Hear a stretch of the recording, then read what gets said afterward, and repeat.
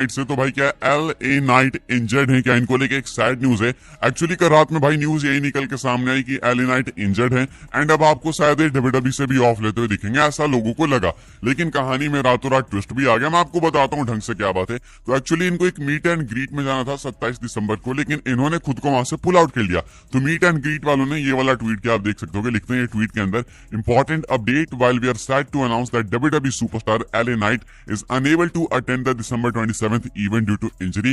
We have got great news, WWE superstar Braun Strowman ऐसा करके, ठीक है। तो बेसिकली इन्होंने ट्वीट किया कि LA नाइट ने इनको बताया है कि वो 27 तारीख को इनके मीट एंड ग्रीट में नहीं आ पाएंगे, उस इवेंट में नहीं आ पाएंगे। तो अभी रिप्लेसमेंट के तौर पे स्ट्रोमन आने वाले हैं। क्यों नहीं आ पाएंगे, रीजन बताया गया कि इंजरी के कारण नहीं आने वाले हैं LA नाइट। अब ऐसे में सबको लगा कि ले भाई हो गया कांड, अब हो गए इंजर्ड। एक्चुअली लोगों को लगा कि जो स्मैकडाउन टेप हुआ है ना, स्मैकडाउन अगले हफ्ते का जो टेप इन्होंने किया, शायद वहां पे इनको इंजरी हुई है, ऐसा ऐसा लोगों को लगा। लेकिन शायद ऐसा नहीं है भाई। फाइटफुल की रिपोर्ट निकल के सामने आई, इन्होंने बताया कि LA night is not injured, says WWE। पर फाइटफुल WWE ने बोला कि भाई LA नाइट इंजर्ड नहीं है। LA नाइट इंजर्ड नहीं है इसका मतलब कि सब कुछ सही है। लेकिन फिर क्वेश्चन है कि इस वाले अकाउंट ने, यानी इस मीट एंड ग्रीट वाले अकाउंट ने ऐसा क्यों ट्वीट किया। या तो हो सकता है भाई कि LA नाइट पकड़े गए भाई, LA नाइट ने इन लोगों को बोला होगा कि मैं नहीं आ पाऊंगा बिकॉज मैं इंजर्ड हूं, एंड बाद में भाई इन्होंने इस चीज को पब्लिकली ट्वीट किया तो मालूम चल गया कि नहीं भाई वो इंजर्ड नहीं है। या तो ऐसा हो सकता है, यानी तो भाई बीच में कहीं WWE साइड से कंफ्यूजन है, कुछ और हो सकता है। I mean I can't exactly से भाई क्या है। लेकिन फिलहाल गुड न्यूज ये है कि LA नाइट ठीक है, सेफ है, फिट एंड फाइन है, एंड लेट्स होप कि भाई WWE सुपरस्टार्स ऐसे ही रहे भाई। जितना ये लोग वर्क लेते हैं ना, जितना इनके ऊपर वर्कलोड है, वो भी भाई फिजिकल एक्शन तुम समझ ही सकते हो। तो फिट एंड फाइन रहेंगे तो ज्यादा बेटर होगा। फिलहाल ये कुछ है भाई LA नाइट को लेकर अपडेट। पहले सुनने में आया कि ये इंजर्ड है, लेकिन अभी सुनने में आ रहा है भाई कि इंजर्ड नहीं है। WWE का कहना है कि नहीं वो ठीक है, सो इट्स गुड एक्चुअली। आगे बढ़ते हैं गाइस, बात करते हैं अगली स्टोरी के बारे में, जो कि अमेरिकन नाइटमेयर कोडी रोड्स को लेके। तो भाई कोडी रोड्स रेसलमेनिया 40 में बने थे WWE अनडिस्प्यूटेड चैंपियन, एंड इस चीज को भाई 250 दिन से ऊपर हो चुके हैं। 250 दिन कोडी रोड्स ने क्रॉस कर लिए हैं एज अनडिस्प्यूटेड चैंपियन। एंड अब भाई न्यूट्रल होकर आंसर करना है। रोमन के फैन हो 2 मिनट के लिए भूल जाना, कोडी के फैन हो 2 मिनट के लिए भूल जाना।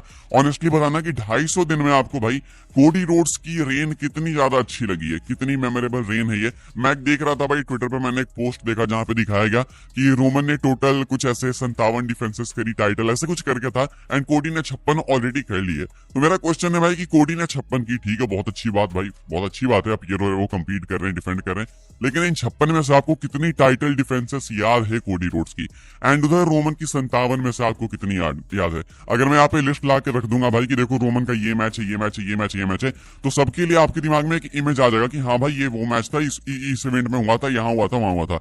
लेकिन वही मैं अगर आपको कोडी के मैचेस ला के दिखा दूंगा तो शायद आप भूल भी जाओगे। आप सोचोगे ये लाइव इवेंट में हुआ था, ये ऑफ एयर में हुआ था, कब हुआ था। तो ये अंतर है। मैटर नहीं करता कि आप 250 दिन करो कंप्लीट, 500 दिन या फिर 1000 दिन। मैटर करता है कि कितनी मेमोरेबल आपकी रेन रही है। रोमन की भी 4 साल की रेन थी, उसमें एक तो कोई बीच में साल आया था, शायद 2023 था वो, हाँ 2022 तक रोमन सही थे। 2023 था जहां पे रोमन का इंपैक्ट काफी डाउन हो गया था, तो उस टाइम पे रोमन ज्यादा पसंद नहीं किए जा रहे थे। लेकिन कोडी की 250 दिन की रेन आपको कैसे लगी वो आप कमेंट करके बताना। मैं आपको ऑनेस्टली बताऊं तो भाई एक मिड रेन रही है, लेकिन अभी हाल फिलहाल में कोडी रोड्स ने सही वर्क किया है, या फिर ऐसा बोलो केविन ओवंस के कारण भाई इनकी रेन रेलेवेंट हो गई है। बिकॉज इस फ्यूड के अंदर केविन ओवंस ने जितनी अपनी इन्वॉल्वमेंट दिखाई है भाई, वो बहुत ज्यादा कमाल किया, एंड शायद वही मेन रीजन है कि ये वाली फ्यूड इंटरेस्टिंग हो पाई है। आप क्या सोचते हो इसके बारे में कमेंट करके बताना। सिंपल मैं इतना रखना हूं कि 250 दिन कंप्लीट हो चुके हैं कोडी को एज अनडिस्प्यूटेड चैंपियन। तो अब आप इनकी रेन को 5 में से कितना रेट करना चाहते हो। मैं 5 में से भाई इसको मैक्स 2.5 दूंगा, उससे ऊपर मैं दे ही नहीं सकता।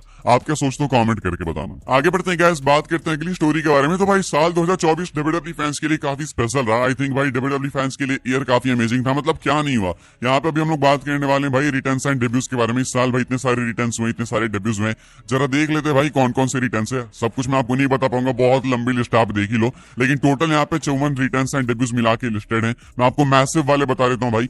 रॉक का रिटर्न मेंशन्ड है जो कि मंडे नाइट रो डे 1 में हुआ था। उसके बाद यहाँ पे मेंशन्ड है भाई जॉर्डिन ग्रेस का डेब्यू रॉयल रंबल का, जेड कार्गिल का रंबल डेब्यू मेंशन्ड है यहाँ पे, अंड्राडे का कमबैक मेंशन्ड है रॉयल रंबल का, ब्रॉन ब्रेकर का स्मैकडाउन डेब्यू मेंशन्ड है। उसके बाद रे मिस्टीरियो की वापसी मेंशन्ड है, स्टेफनी मैकमैन का कमबैक मेंशन्ड है, रसलमीना का जॉन सीना अंडरटेकर दोनों का कमबैक मेंशन्ड है भाई। इसके बाद इलिया ड्रैगनो का जो डेब्यू था मंडे नाइट रॉ का वो मेंशन्ड है। सेम गुज विद रॉक्साना पेरेस, टामा टोंगा आते हैं भाई रसलमीना के बाद स्मैकडाउन में, जिसके बाद से चालू होती है न्यू ब्लड लाइन की स्टोरी, तो वो भी यहाँ पे मेंशन्ड है। टोंगा लोआ द गोट का भी नेम है यहाँ पे भाई, इनका भी डेब्यू हुआ था बैकलेस में, ये तो कोई भूलना मत, भूलोगे तो सजा मिलेगी भाई, तो गलती से भी मत भूलना। इसके बाद यहाँ पे भाई सेथ रॉलिंस का भी कमबैक मेंशन्ड है, वाइड 6 का डेब्यू मेंशन्ड है भाई, ये मेरे लिए शॉकिंग है, मैंने सोचा नहीं था कि भाई वाइड 6 शायद 2024 में आई थी, मुझे लगा 2023 में आई भाई, ये काफी टाइम हो गया मुझे ऐसा लग रहा है, लेकिन इसी साल हुआ था ये भी।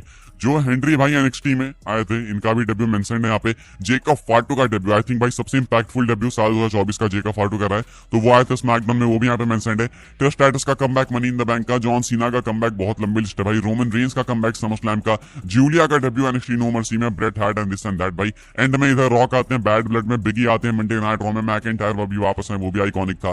पॉल हेमन का सीएम पंक दोनों का साथ में आना, वो भी काफी आइकॉनिक था। तो भाई ये जो है ना कुछ लिस्ट है साल 2024 की, इतने सारे रिटर्न्स एंड डेब्यूज में, एंड ये तो भाई मान के चलो सिर्फ मैंने आपको ऊपर ऊपर से कुछ मैसिव वाले बताए हैं, सोचो भाई इतने मैंने सिर्फ चुन के बताए जो कि इंपैक्टफुल थे, बाकी तो और कितने हैं, तो 54 है भाई टोटल यहाँ पे मैंने इसको काउंट किया, तो समझ जाओ भाई साल 2025 क्या होने वाला। अगर साल 2024 ऐसा गया तो 2025 तो भाई ऑलरेडी ऊपर से ही देख के लग रहा है, ओ माय गॉड, वो तो भाई डेफिनेटली कुक करने वाला है। आगे बढ़ते हैं गाइस, हम लोग बात करते हैं अगली स्टोरी के बारे में, जो कि मंडे नाइट रॉ की वर्शिप को लेके, रॉ की वर्शिप आ चुकी निकल के सामने, क्या वर्शिप बढ़ी है भाई, क्या फायदा हुआ डब्ल्यूडब्ल्यूई को? So the answer is yes, definitely फायदा हुआ है। पिछले हफ्ते की वर्शिप थी 1.386 मिलियन, इस हफ्ते की वर्शिप बढ़ी है, काफी बढ़ी है भाई, इस हफ्ते की वर्शिप आई है 1.522 मिलियन, तो यहाँ पे डब्ल्यूडब्ल्यूई को डेफिनेटली प्रॉफिट हुआ है। अब अगला एपिसोड ही ऑलरेडी टेप कर चुका है, तो उसमें मैं थोड़ी कम वर्शिप एक्सपेक्ट करूंगा, लेकिन ये काफी अच्छी वर्शिप है अब मंडे नाइट रॉ के लिए स्पेशली। दूसरी चीज भाई, सैटरडे नाइट्स मेन इवेंट की वर्शिप मैं आपको बता चुका हूँ, बिकॉज वो एक टीवी इवेंट था, तो उसकी वर्शिप आई है, एंड कल मैंने आपको उसकी वर्शिप बताई अराउंड 1.59 मिलियन।